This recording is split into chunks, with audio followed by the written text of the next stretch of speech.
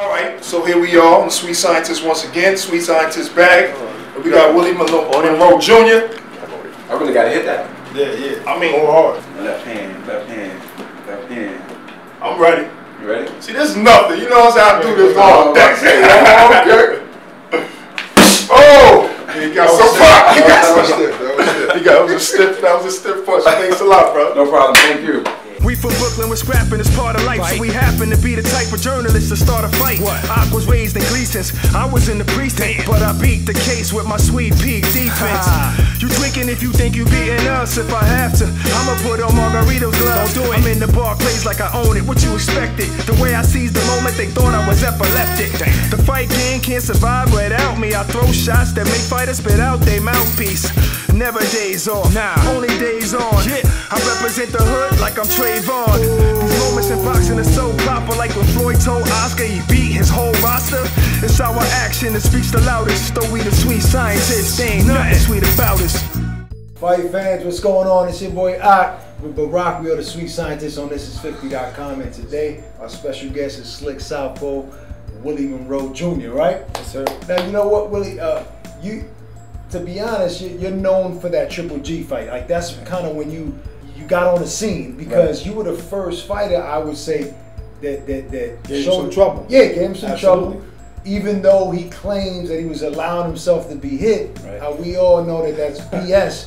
Who does that? Who's gonna say, yeah, I just, like Abel Sanchez, he's not gonna say my fighter's defense just wasn't good. He didn't know how to stop his punches, so they used that whole thing where he was trying to lure you in. Yeah, remember Mayorga did that with Trinidad, and Trinidad knocked him out. Yeah. So, how was that bullshit to you as well when you heard that?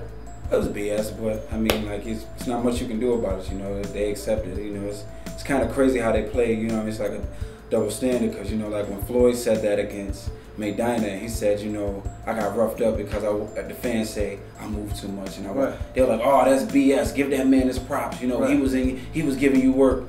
And Triple G says it about me, and it's true. It's true. Yeah. I mean, can you take me back to that the time when you got the phone call and the opportunity to fight Triple G because he was the boogeyman. You know what I mean? Yeah, we well, I was actually funny enough. I was riding along the car with my family, my wife and my kids, and my promoter called me, and we were looking forward to fighting actually Aventil Horsite, and he had pulled out. And we had just beat Brian Vera, and then they were talking about us fighting another guy named Highland. He didn't want to fight. So then they said, would you fight Triple G? And I said, well, let's talk about the money. I said, and what world title shots don't come along every day. Every fighter doesn't get an opportunity to fight for a world title. Right. And I was rated #2 by the WBA, so I said, absolutely.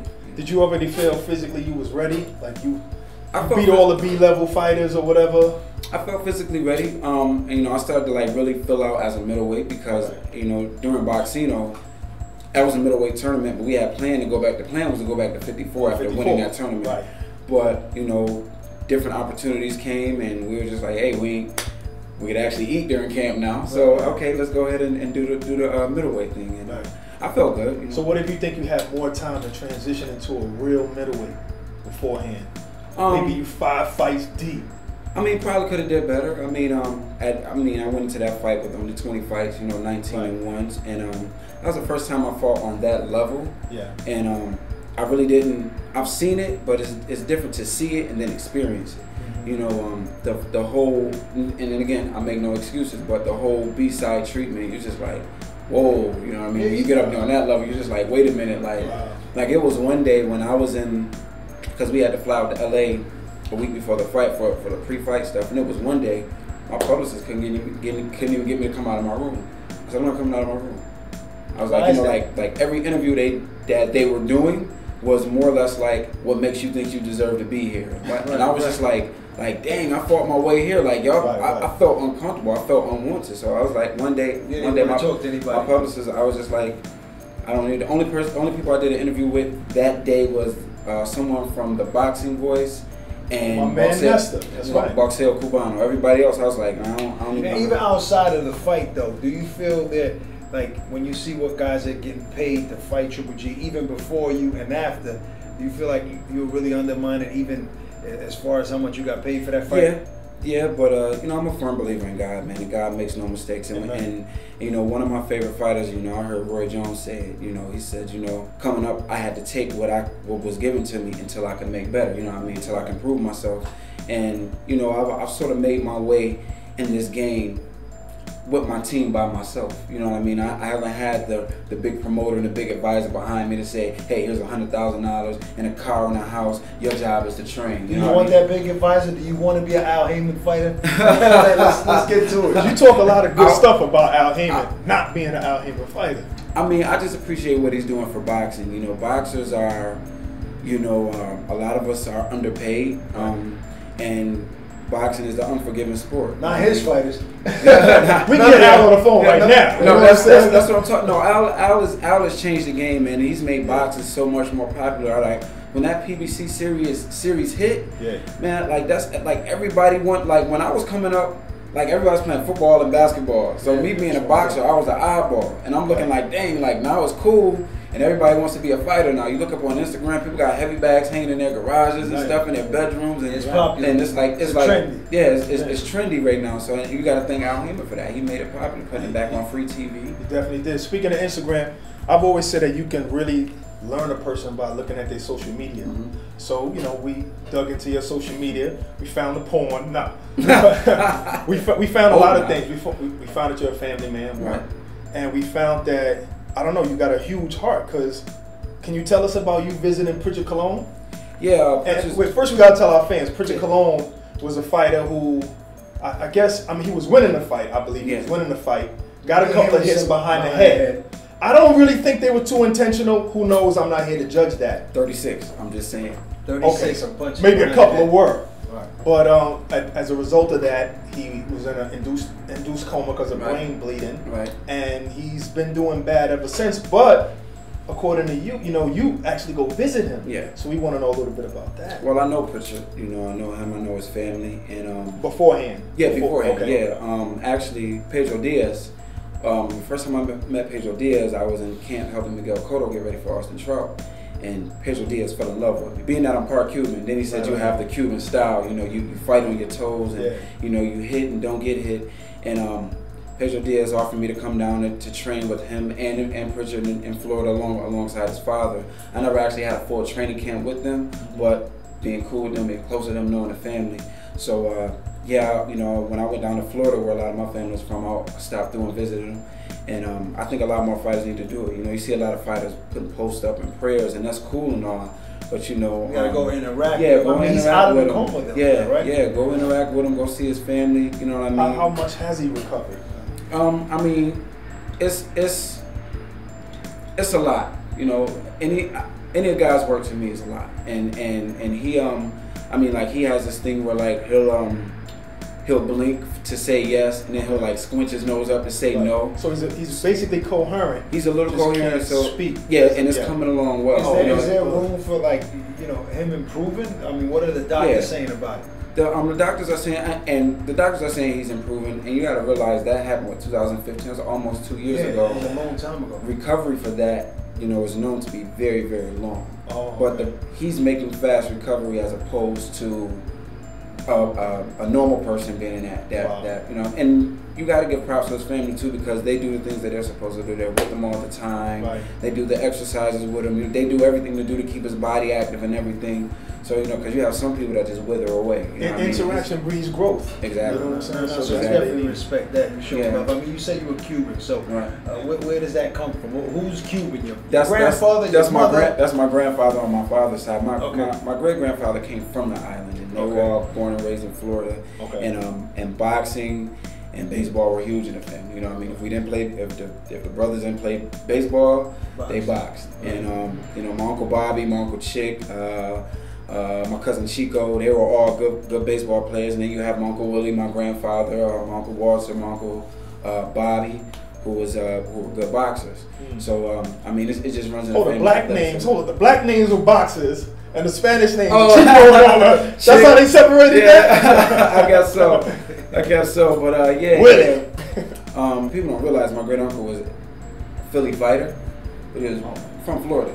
So as they came of age, they all migrated from Central Florida up north, and he became part of Joe Frazier's camp, the Clover Lake camp, and being a middleweight in the 70s at that time, he became one of those Philly fighters. So do you speak Spanish at all? No. Do you aspire to learn the language and the culture? Yeah. Cuba soon? Yeah, we're going to, actually, I'm glad you asked that, because I'm now endorsed by Everlast. Okay. So we're looking forward to taking some equipment over there, good equipment to those gyms, because those gyms over there aren't as up to par as we have here in America. Right. However, some of the best fighters in the world come from those gyms. Right, from underdeveloped gyms. Exactly, and we want to make that correlation, the cultural correlation, being as part of my culture, and the environmental correlation, because a lot of people don't know, when I lost the split decision to Darnell Boone, the team I was with sort of just like, we can't do nothing for you. I was signed to DeBella. DeBella dropped me within a week after the fight.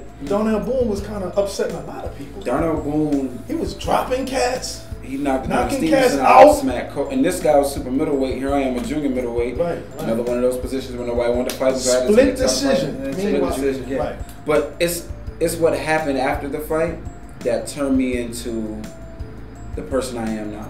Because the team walked away, DeBella walked away. The only person who stayed with me was my advisor, Johnny Bobs, who passed away in 2013. And I moved back home, and I had to work 2 jobs, this is real here. This is y'all getting the real. I didn't stop. When were you able to quit? What fight? Boxino. That's when I turned pro in 08. Boxino was 2014. So from 08 as a professional fighter all the way to 2014, I worked these 2 jobs. 2 jobs. And we trained twice a day. So after Triple G, like I said, there was more awareness. You actually beat a friend to the room like Gabriel Rosado. Right. I like personally, good dude and a good fighter. You was able to outbox him. Right. I mean, and I think at that point, after watching that fight, I said, I think Willie could really compete with anybody around those weights. 160, 154. This whole Triple G thing, right? I mean, the power. Because we can't escape that the biggest fight of the year is about to happen September 16th. Canelo Alvarez, who I'm pretty sure you would fight, right? You wouldn't mind fighting. And because you use your feet, Lara was able to have success against him. So you would think that, Willie would have success against him. I mean, is Triple G power really that serious? He has power. He definitely has. I've been hit with more force than that, but people gotta realize that Triple G is like skillfully awkward. You feel what I'm saying? So by him being skillful, he lands these punches with precision. People focus so much on his power. Right.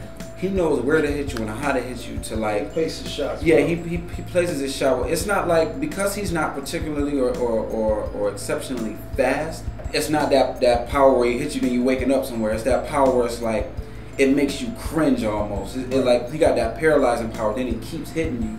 So it drains you physically. Does he have that gotta check his gloves type power? I don't even want to go there. I'm gonna tell you something about because I did an interview and they asked me that, and in the interview I never said his gloves. I never said they were or weren't. I gave him a scenario where it could be or it couldn't be, and I said, look, they ran with it. I said, look, I lost to the man. The man's an awesome fighter. He's doing what he's supposed to do. That's but he's not the first. The only reason why I said that is because behind the scenes I've spoken to other people, and it's been brought up. Right. That's the only reason why I said that. No, I'm saying there's somebody that I know personally, a professional fighter, who has mentioned it, a couple of people, but it seems like they're worried about talking about it. Triple G, I guess, has so much power in the sport, I guess, with the networks or whatnot, where people are scared to say anything negative about it. But you can't slander nobody anyway. Yeah. No, but your opinion is not slander, though. Even legally, like Floyd was sued by Manny Pacquiao just by them saying that he was dope.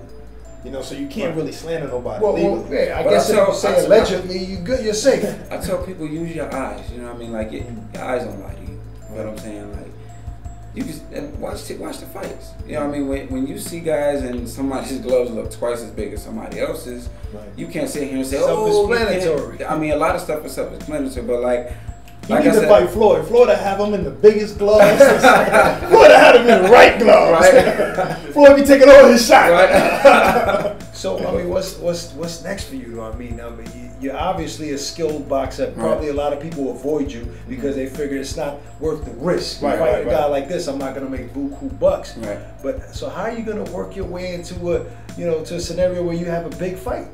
And I just put good energy out there and pray about it, you know what I mean? Because at the end of the day, you know, that's the way I was raised, and God has a last say so and everything. And I put so much work into this, you know what I mean? I don't think God will let me get this far to say, you know what, we're just gonna stop here. So it's my job to do what I've been doing, which is stay in shape and stay true to who I am. You know what I mean? Like a lot of people don't know, the Rosado fight, I took that on a 3.5 week notice, 4 week, maybe a little less than a month notice. Wow. You know what I mean? Like they ain't talk about that. You know, they say, oh, you didn't do this, oh, you didn't do that. Like, I mean, you got guys getting ready for a championship fight and they have 12, 13 week camps. Here I am, y'all give me 28-day notice. Right. And I come in and handle my business. You know, 12 rounds on a pay-per-view card, that's a lot of pressure. But I think I went out there and did my thing. You know?